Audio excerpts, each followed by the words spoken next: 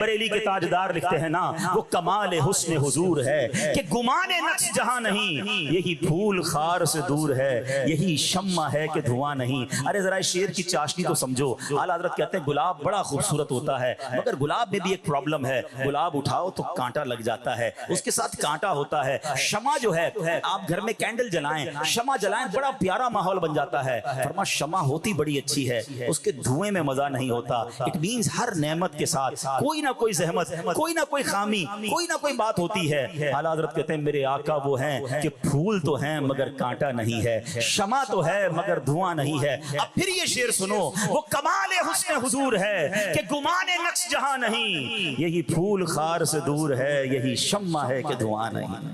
سبحان اللہ۔ اب نبی پاک علیہ الصلوۃ والسلام کی کیا شان ہم بیان کریں۔ اللہ پاک کی ایک بہت خوبصورت قرآن پاک کی آیت سنیے گا۔ اللہ قرآن میں فرماتا ہے بسم اللہ الرحمن الرحیم قل لو كان البحر مدادا لكلمات ربي لنفد البحر قبل ان تنفد كلمات ربي ولو جئنا بمثله مددا۔ سورہ کہف کی آیت ہے۔ اللہ فرماتا ہے آئے ہائے، اس آیت کی خوبصورتی دیکھیں، تم فرما دو اگر سمندر میرے رب کی باتوں کے لیے سیاہی ہو جاتا، سارے سمندروں کو انک بنا دیا جائے اور تو ضرور سمندر ختم ہو جاتا اور میرے رب کی باتیں ختم نہ ہوتی، اگرچہ ہم اس کی مدد کے لیے اسی سمندر جیسا اور لے آتے۔ یعنی دنیا میں 67% پانی ہے، اللہ قرآن میں فرماتا ہے سارے سمندر کو سیاہی بنا لیا جائے اور رب کی باتیں لکھی جائیں تو سمندر کی سیاہی ختم ہوگی، رب کی باتیں ختم نہیں ہوں گی۔ اتنا ہی سمندر اور لے آیا جائے۔ مگر اس کی تفسیر میں سبحان اللہ بڑا خوبصورت نقطہ حضرت شیخ عبداللہ محدث دہلوی کہتے ہیں جو لفظ کلمات، اللہ کی باتوں سے مراد کیا ہے، یہاں کون سی باتیں ہیں؟ اللہ اکبر۔ وہ فرماتے ہیں کہ اس آیت کریمہ میں جو کلمات سے مراد ہے وہ کوئی اور نہیں، ہمارے آقا و مولا جناب رسول اللہ صلی اللہ علیہ وسلم ہیں۔ اس کا مطلب یہ ہوا کہ دنیا بھر کے لکھنے والے قلم لے کر یہ پوری دنیا کے سمندر کی سیاہی بنا کر نبی پاک کے اوصاف لکھنا شروع کریں، نبی پاک کے کمالات لکھنا شروع کریں، پیارے آقا کی تعریف لکھنا شروع کریں۔ وہ کہتے ہیں سارے سمندر کی سیاہی ختم ہو جائے گی، میرے آقا کے اوصاف ختم ہی نہیں ہوں گے۔ تیرے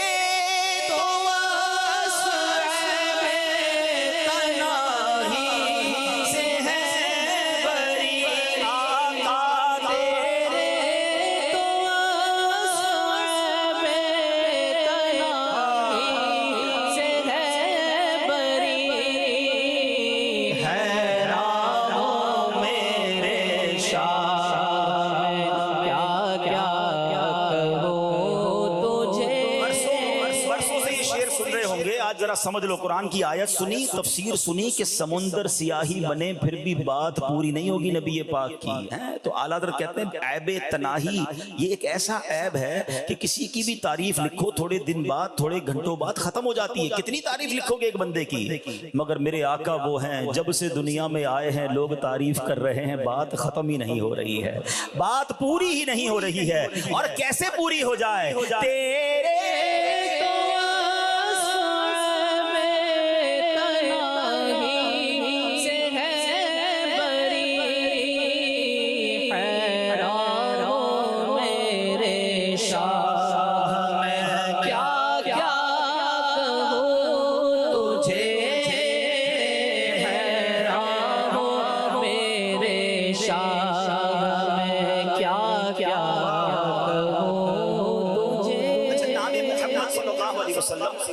ابجد، ایک علم ابجد ہوتا ہے، اس میں نبی پاک کے اس نام کے اعداد ہیں 92، یہ تو بہت ساروں کو پتا ہوگا۔ مگر اسی طرح اعداد نکالنے کا ایک اور طریقہ بھی ہے، اس کو کہتے ہیں علم البسط۔ علم البسط کے مطابق نبی پاک کے نام پاک محمد صلی اللہ علیہ وسلم کے 92 نہیں 313 عدد بنتا ہے۔ علماء کرام فرماتے ہیں اللہ پاک نے کم و بیش 1,24,000 انبیاء کرام بھیجے، ان 1,24,000 میں 313 رسول ہیں، اور نبی پاک کا نام محمد یہ اشارہ دے رہا ہے کہ یہی وہ ہیں جو ان 313 رسولوں کے بھی آقا ہیں۔ وہ سارے انہی کے در سے فیضیاب ہوئے ہیں.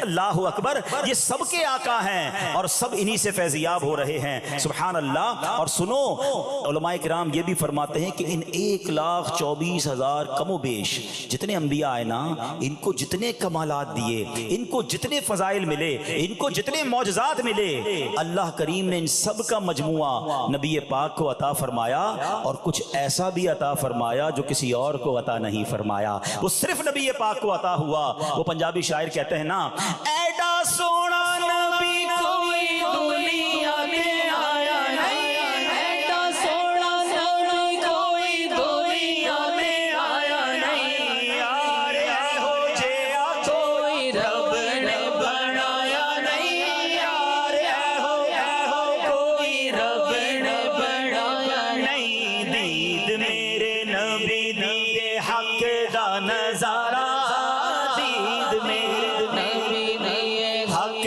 دا نظارہ، قسم خدا دی مینو سب نالو پیارا، قسم خدا دی مینو سب نالو پیارا. یقیناً بہت انبیاء کو معجزات دیے، مگر زمین پر کھڑے ہو کر چاند کو ٹکڑا کرنا یہ میرے آقا کا کمال ہے. اچھا ٹکڑے کر دینا کمال ضرور ہے، دنیا میں کوئی چیز توڑ دو نا پھر جڑتی نہیں ہے، مگر مکے والوں نے کہا تھا آپ نے ٹکڑے تو کر دی، اب جوڑ کر بھی بتائیں. نبی پاک نے کیسا جوڑا کہ آج بھی دنیا چاندنی چاند سے لے رہی ہے. معجزات بڑے آئے، سورج کی رفتار کو کوئی روک نہیں سکا. آج لوگ کہتے ہیں یار دنیا چاند پہ چلی گئی، اب آگے کی باتیں ہو رہی ہیں، سورج کے مدار میں جانے کی بات ہو رہی ہے. ارے جتنی بھی ترقی کر لو، ہمیشہ سورج ایک رفتار سے چلتا رہا ہے. کبھی ایسا نہیں ہوا مغرب کے بعد عشاء کا وقت ہی ہوتا ہے، مگر جب مصطفیٰ کے ہاتھ اٹھتے ہیں مقام صحبہ میں، مولا علی کی نماز جا رہی ہے تو دنیا دیکھتی ہے کہ مغرب بھی ہو گئی ہے، پھر سورج آتا ہے، عصر کا وقت ہوتا ہے اور مولا علی نماز عصر ادا کرتے ہیں. شاعر کہتے ہیں نا، کر کے اشارہ سونا سورج